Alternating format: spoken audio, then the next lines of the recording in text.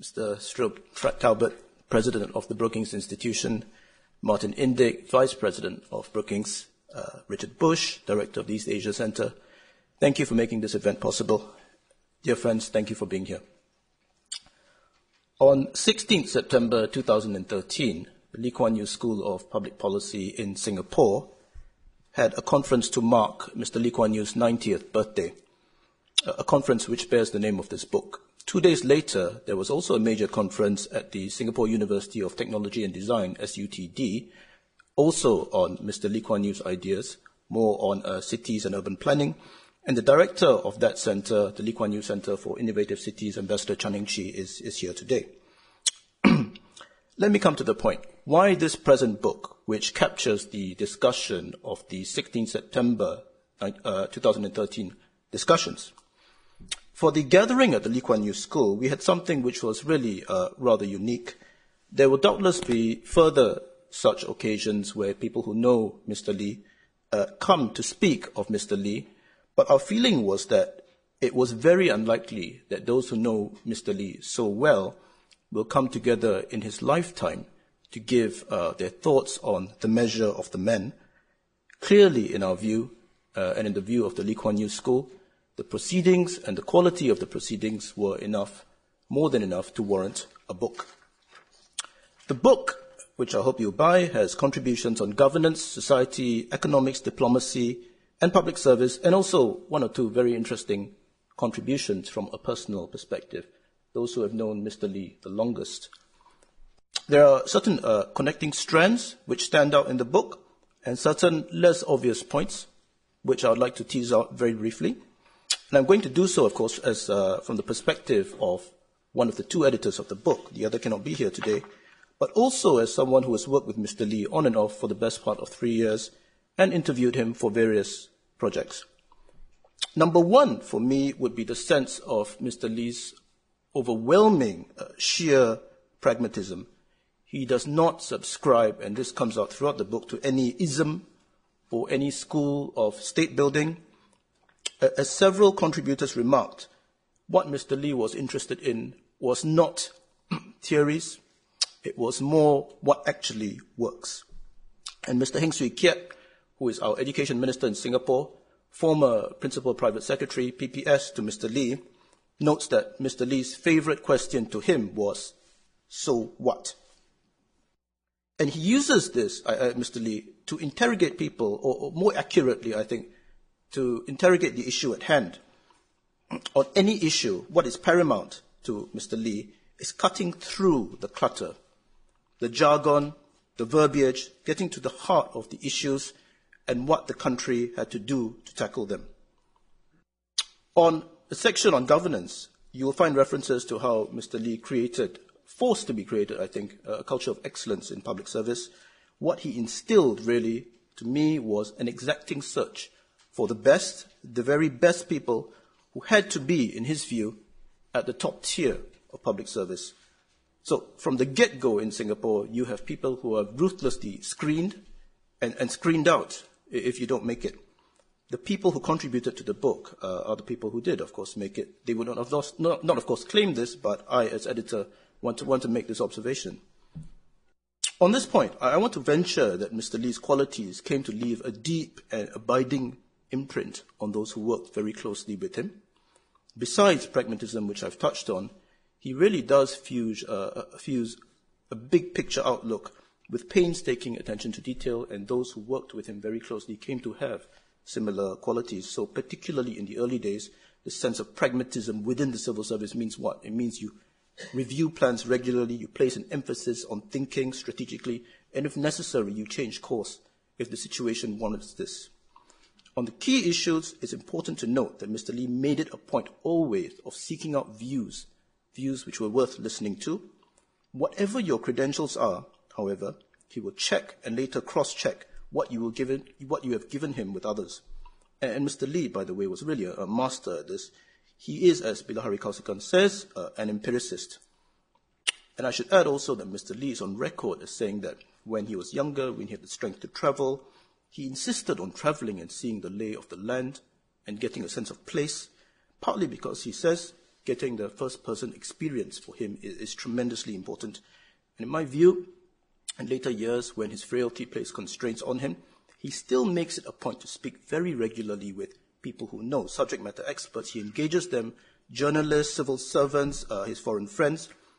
And indeed, when you go through his collected papers, which is published elsewhere, the amount of time he makes for people with interesting views is quite incredible, and I suspect partly because he himself gains from the exchange. He gets a sense of what's going on in the outside world. More importantly, what nugget, what point of view could potentially be useful for the city-state I live in. And Peter Ho, former head of civil service, who has contributed to the book, is absolutely right when he calls Mr. Lee a one-man intelligence agency. What the men and women featured in the book had to deal with when they were invited to share their views was interesting. Communication, believe you me, was always two ways. Several speakers allude to the fact that Mr. Lee, and you should bear this in mind, rather than steamrolling his way through, was surprisingly very open-minded, and this is something which tends to be forgotten now. Indeed, the sense of Mr. Lee's sheer ability to listen and to be persuaded by good arguments is something which repeatedly comes through. But mind you, the arguments against had to be good, very, very good. When he set his mind on what he was doing, when he was convinced that he was in the right, he could be very, very unyielding. And again, as Peter Ho says, Mr. Lee once said to him, Peter Ho, my friend, reasonable men adapt, unreasonable men change the world. Paraphrasing, of course, George Bernard Shaw. Related to this, I think it's important to note there's an undercurrent in the personal section of the book, the personal recollections, those who have known him longest, of his sheer self-belief.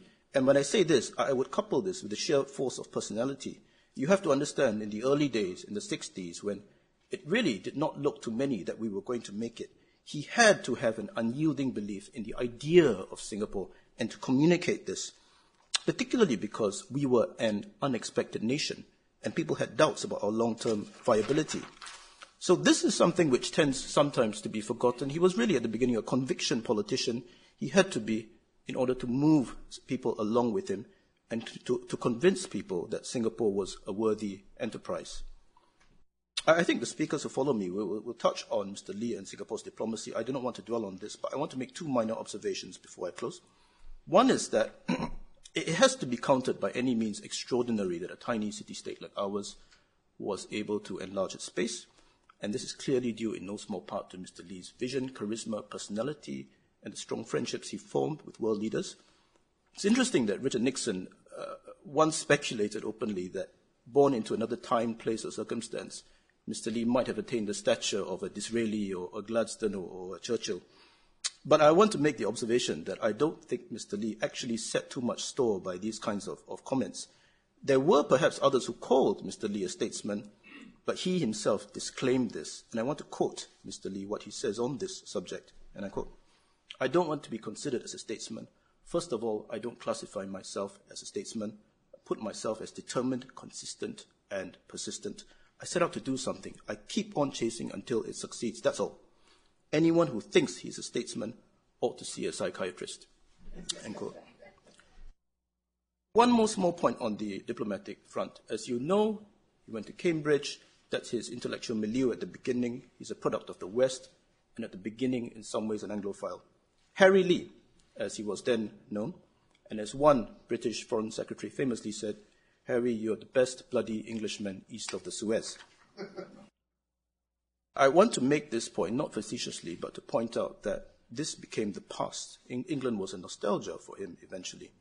It's really America that he has a fundamental belief in the sense that this is the country with the drive, the zeal, the openness, the creativity that has to be looked to. When in 1968, after just 3 years of the premiership, he takes a sabbatical of one term to renew himself, refresh his perspectives. He doesn't go back to England. He goes to Harvard, to the Kennedy School.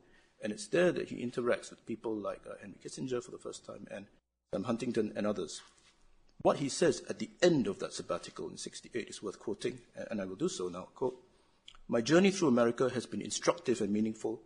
I was exposed to the full range of what is the equivalent of the American establishment, people in power, people in the corridors of power, the academics who have temporarily left the corridors of power, and most important of all, the rising young generation of American youth in the universities. It's their emotive attitudes now being set towards Asia and Asians that will make American relationships with Asia, end quote. And I don't think that he ever has wavered in these beliefs. I'm going to conclude by saying that this conference and the book is only a beginning. It's the start, perhaps, of a serious study of Mr. Lee, his life's work. It will certainly pave the way for other assessments of his legacy. But for those today here who are not Singaporeans, and there are many of you, I just want to explain why it's so important for another reason. This year, my nation state celebrates its 50th anniversary. There's a risk, and there's already some signs of this, that the young, who are our future in Singapore, do not understand who we are, how we were made, having gone from poverty to relative affluence in one generation, and how vulnerable we are. So this book, in many ways, is also about the future of Singapore. As Ambassador Chan Hik Chi says in the book, Singapore's future will be secure as long as the young generation understands why he did what he did. And with that, I hope I've gone at least some way towards answering the question I posed at the beginning, why this book? Thank you for listening.